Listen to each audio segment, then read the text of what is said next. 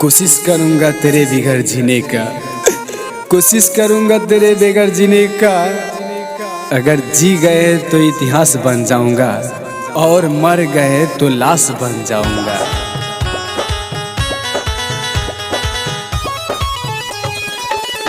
दुपट्टा दे दयापन लगा के फांसी मर जाई। दुपट्टा दे दयापन लगा के फांसी मर जाई। जैबू ससुरा हम जाइब शमशान, दीवाना तोरे आज जरा जाई।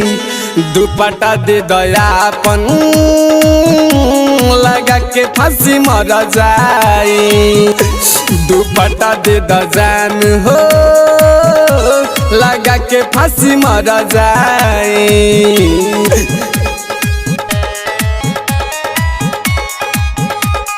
Super recording studio Adapur.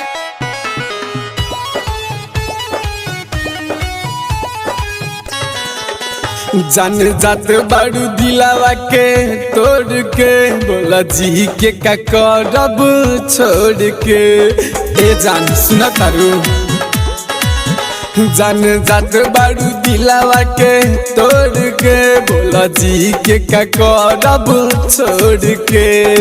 आखिर कौन गलती भइल ए जान, याद तो हद सताइले हम खुद के मिटाई। एक एक बात सुन बिखरा जाई। दुपट्टा दे दयापन लगा के फांसी मर जाई। दुपट्टा दे दयापन लगा के फांसी मर जाई।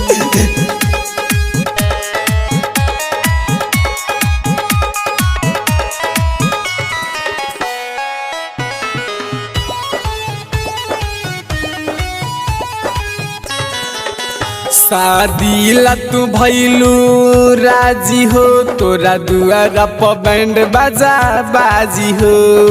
काहे जान ए जान, शादी ला तू भइलू राजी हो, तोरा दुआरा पर बैंड बाजा बाजी हो। राइटर ममता जो संगे डीजे अरमान सूरज राजा आज कुछ कर जाई। दुपट्टा दे दयापन लगा के फांसी मर जाई। दुपट्टा दे दयापन लगा के फांसी मर जाई। दे दना ये जान।